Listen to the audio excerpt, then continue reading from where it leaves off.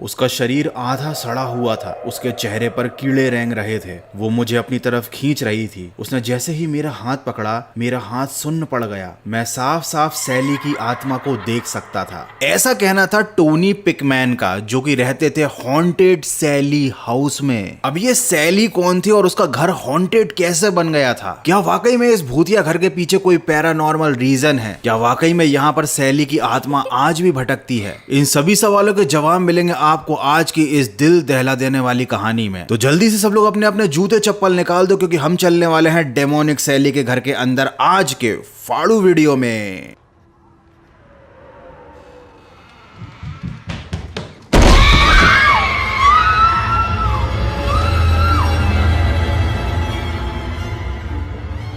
ये घर शुरुआत के समय से ही हॉन्टेड नहीं था। ये घर 1871 में बना था। इस घर को दिसंबर 1992 में टोनी पिकमैन और उनकी वाइफ डेबरा पिकमैन ने खरीद लिया। इन दोनों की नई नई शादी हुई थी। जब ये न्यूली वेड कपल इस घर में रहने के लिए आए, तब इस घर की कोई भी हॉन्टेड हिस्ट्री नहीं थी। इन लोगों ने अपने होने वाले बच्चे के लिए भी एक रूम सेलेक्ट करके रखा था इसी घर में। वो लोग इस रूम को बहुत ज्यादा सजाते थे, बहुत प्यार से रखते थे इस पूरे घर को, क्योंकि ये उनकी मेहनत की कमाई से खरीदा गया पहला घर था। लेकिन उनके साथ एक कुत्ता भी था, जो कि हमेशा उस रूम में जाकर अजीब हरकतें करता था, जो उन लोगों ने अपने होने वाले बच्चे के लिए सिलेक्ट करके रखा था। लेकिन इन दोनों ने ही कुत्ते की इन हरकतों को इग्नोर किया। उनको लगा कि शायद नए घर में आने की वजह से उनका डॉगी थोड़ा सा परेशान है। लेकिन परेशान एक्चुअली में डॉगी नहीं था, वो तो आने वाले खतरे के बारे में इन दोनों को बताना चाह रहा था। इन लोगों को इस घर में करीब 1 साल हो चुका था। इस 1 साल के दौरान घर में अचानक लाइट का जल जाना, चीजों का गिरना, कांच की चीजों का फूटना, रात के समय घर से अजीब अजीब सी आवाजें आना, घर के अलग अलग इलाकों में ठंड महसूस होने जैसी घटनाएं ये लोग कई बार महसूस कर चुके थे। टोनी और डेबरा इस बात को अच्छे से समझ गए थे कि उनके घर में भूत है।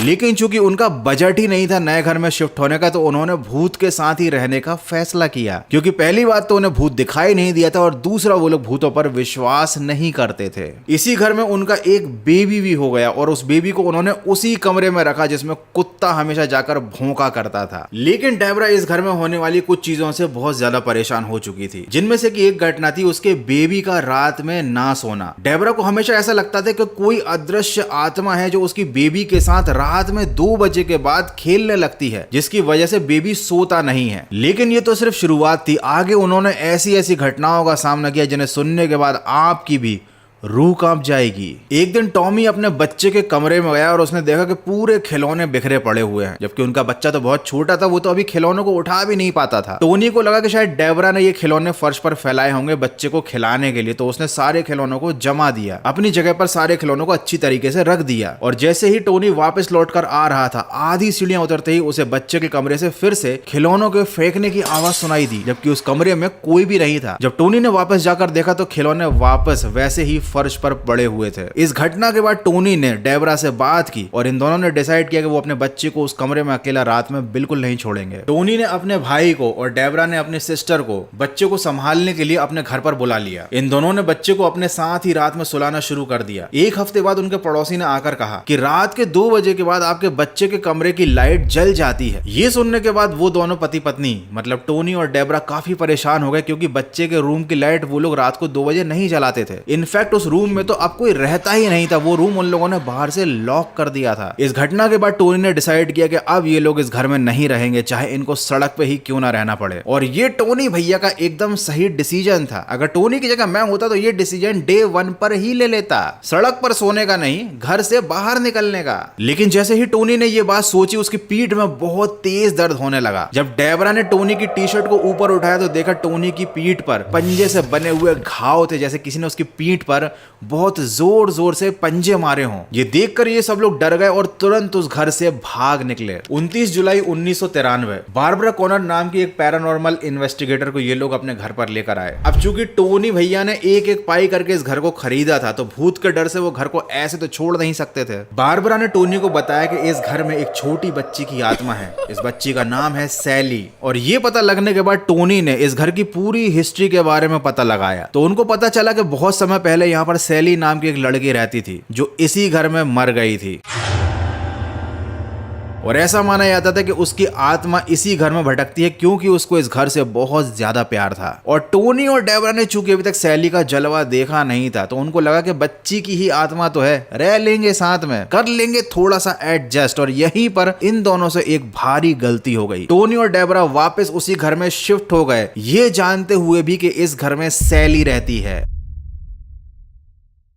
करीब 1 महीने बाद टोनी से एक बंदा मिलने को आता है। वो बताता है कि इसी घर में करीब 5 साल पहले वो रहा करता था। उसकी एक छोटी बच्ची थी जिसकी एक इमेजिनरी फ्रेंड बन गई थी इस घर में, और उनके साथ भी बहुत अजीब अजीब घटनाएं होने लगी थी, इसलिए उन्होंने ये घर छोड़ दिया था। लेकिन वो जो आदमी टोनी से मिलने आया था उसकी बच्ची ने अपनी इमेजिनरी फ्रेंड की एक तस्वीर बनाई थी। ये तस्वीर एक छोटी बच्ची की थी जिसने व्हाइट कलर की गाउन पहन रखी थी। टोनी ने ये तस्वीर अपने पास रख ली और उस आदमी के समझाने के बावजूद भी टोनी ने इस घर को छोड़ने से मना कर दिया। और उसी रात 3 बजे के बाद जब टोनी को प्यास लगी और वो पानी लेने के लिए किचन में गया, उसको अपने पीछे सैली दिखाई दी। वो आधी ट्रांसपेरेंट थी। टोनी के मुताबिक वो सैली के पीछे से दीवार को साफ साफ देख सकता था, लेकिन चूंकि सैली ने उसको कोई नुकसान नहीं पहुंचाया तो टोनी भी वापस आकर अपनी जगह पर सो गया। सुबह आकर उसने इस पूरी घटना के बारे में अपनी बीवी डेबरा को बताया। इस घटना के बाद सैली का अक्सर घर के लोगों को दिखाई देना बहुत आम हो गया, लेकिन लोग उससे डरते ही नहीं थे। सैली भी यही सोचा करती थी कि गजब बेइज्जती है,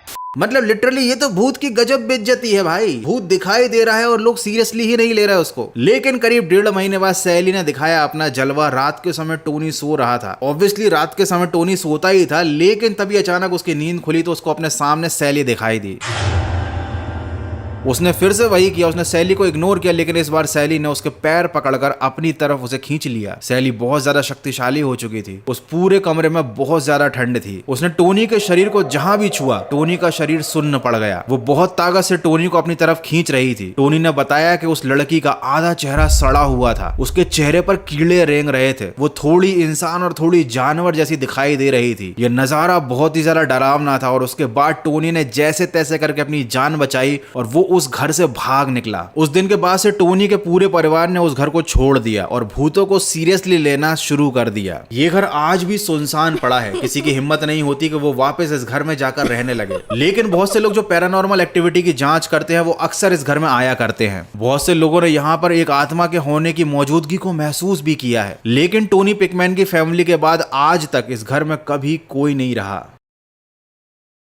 इस घर में होने वाली अजीब चीजों के पीछे कुछ कारण हो सकते हैं। सबसे पहली बात तो ये घर बहुत ज्यादा पुराना था और पुरानी जगह पर बहुत नेगेटिव एनर्जी होती है। अगर कोई भी इलेक्ट्रिसिटी वाली चीज फ्लिकर कर रही तो उसके पीछे हो सकता है कि आपके घर की जो पूरी वायरिंग है वो पुरानी हो चुकी हो। जरूरी नहीं है कि उसके पीछे भूतों का ही हाथ हो। टोनी पिकमैन के पैरानॉर्मल एक्सपीरियंस के पीछे भी एक वजह हो सकती है कि लोगों ने इस घर के बारे में ऑलरेडी बहुत सारी भूतिया कहानियां बना रखी थी। लोगों ने बता रखा था कि इस घर में ऑलरेडी एक मौत हो चुकी है और शायद इसी वजह से टोनी पिकमैन और उनकी पूरी फैमिली के मन में एक डर का माहौल था। इसके अलावा जो पुरानी इमारतें होती हैं उनमें अजीब अजीब सी आवाजें आना, एक नेगेटिव एनर्जी की प्रेजेंस का फील होना और उसमें रहने वाले लोगों में बहुत सारी शारीरिक और मानसिक समस्याएं उत्पन्न होना बहुत आम है। और टोनी को भी सैली की छवि व्हाइट कलर की ड्रेस में तभी दिखाई देने लगी जब एक आदमी ने आकर टोनी को सैली की तस्वीर दिखाई। उस तस्वीर को देखने से पहले टोनी को सैली दिखाई नहीं देती थी। तो देखो, इस पूरे घटनाक्रम को जब मैंने एनालाइज किया तो मुझे लगा कि शायद एक पॉसिबिलिटी है कि टोनी की फैमिली के साथ जो भी हुआ उसके पीछे केवल पैरानॉर्मल एक्टिविटी नहीं बल्कि और भी बहुत सारे रीजंस थे। लेकिन इस बात को भी नहीं ठुकराया जा सकता कि जितने भी पैरानॉर्मल एक्टिविटी की जांच करने वाले लोग इस घर में गए हैं उन सब ने इस बात को एग्री किया है कि सैली का हाउस एक डिमोनिक हाउस है और यहाँ पर आज भी एक आत्मा रहती है। तो ये पूरा वीडियो देखने के बाद आपको क्या लगता है, क्या वाकई में सैली का हाउस डिमोनिक है या फिर टोनी पिकमैन के साथ जो भी घटनाएं घटी उनके पीछे रीजन कुछ और था? एनीवे रीजन कुछ भी हो, अगर आपको पता चलता है कि घर में भूत है तो भाग लेने का भिड़ू। और अगर आपको लगता है कि गौरव भाई का वीडियो देखकर आपको मजा है तो लाइक करने का भिड़ू।